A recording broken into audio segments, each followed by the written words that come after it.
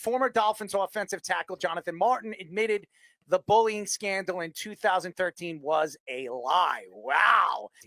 This is a crazy, crazy story. I mean, I remembered this story and how many people it did ruin. I mean, Incognito, they did an HBO special on this with the whole Jonathan Martin thing. And it was a story that not only grew legs, it hurt a lot of people. And then we've seen bullying. We've heard about this stuff going on in the NFL for years. And obviously, you know, teams like the Baltimore Ravens were not one of those organizations that really bully. As a matter of fact, Ray Lewis came out and said that he, as a superstar player and as a leader for the Baltimore Ravens, when we drafted players, we didn't bully them. We didn't push them to do things that they shouldn't be doing, that we wouldn't be doing as players. There was a book written about this. There was money being made about this story. And Jonathan Martin, who only played in the NFL for a couple of years. This guy was a high draft pick. And then all of a sudden this story came out. It didn't hurt Incognito's career because he did play for the Buffalo Bills. He had a pretty good career after this, but it hurt a lot of people. It made the organization, it made the Miami Dolphins look like an organization that didn't know how to control their players and protect their players, and it threw the organization under the bus. If this story is to be true and Jonathan Martin was lying about this, whatever Jonathan Martin made from any of the books or whatever stories were written about this and whatever he brought in from these stories should be taken away and given to the players that it hurt.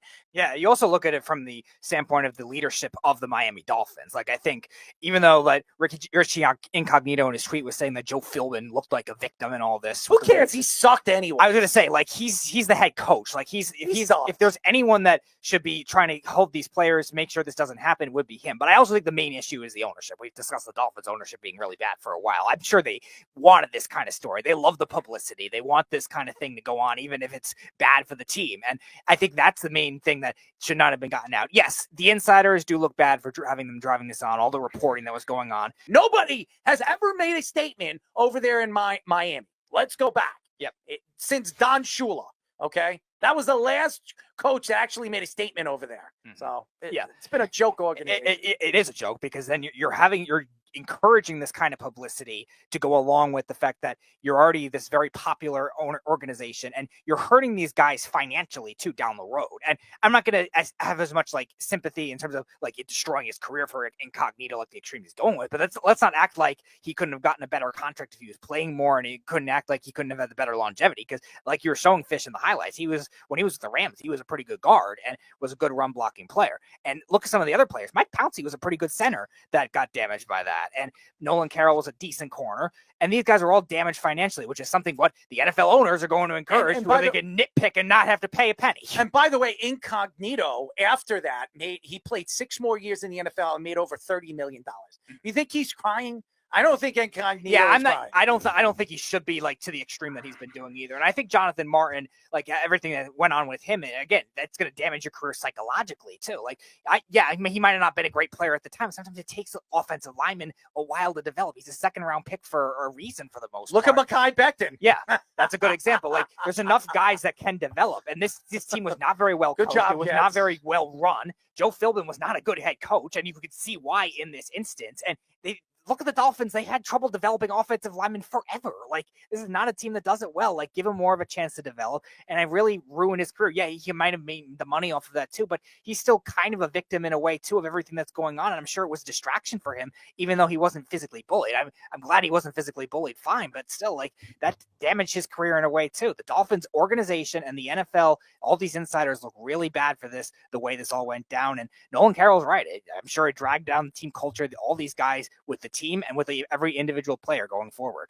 I went to school with Richie, so I kind of knew him on a different level too. If you know Richie, that's Richie. When he got pissed, he forced me to go to the strip club. Nobody forced your big ass to go to the strip club. Like, come on, man. Like, you're bigger than he is. Say no. Like, grow up. Like, what are we talking about here? So when it all came out, and some of the stuff, obviously, that was being portrayed or said, 100% I could see Richie saying it. But that's who Richie is. It was always great to me. We always had a blast together. Funny dude. seen him get up, walk out of a class. It was hilarious. He'd be kind of a prick for thinking this, but like, okay, now you're coming out after so many years. Like, what else is leading up to this? Like, it's been dead in the water. Like, nobody's even thought about it, and then all of a sudden, this comes out. Or was it, hey, you were doing an interview, or isn't he doing Bitcoin now or something? And that's my point.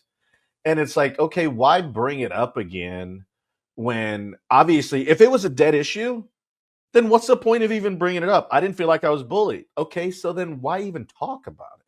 I guess it's a guilty conscience, Joba. The guy ruined, some earning potential for Richie Incognito. You said he made around $30 million, Errol. Well, he had 3 straight Pro Bowls after he came back from having to sit out a year. The guy was playing at that level. He only played center his rookie year. He was a guard most of his career, but he did start his first season in the league. He was a center. He was an above average guard for a long time, a great run blocking guard. He was actually about 15 pounds heavier than Martin and about 2 inches shorter so just didn't have the long arms to play tackle. Martin was a Stanford grad. He, look, you see it all the time. Sometimes these guys, they're the biggest guy that they ever see until there's somebody punches them in the mouth. And Jonathan Martin got punched in the mouth when he came to the league. Maybe not literally, maybe literally. I don't think so from what we're hearing. But the guy just didn't have the toughness to go through the grind to become the player he needed to be to stay in the league. And if he was going to use, people are being hard on me as the excuse, that's football. That's not bullying. That's life, football. dog. That's life.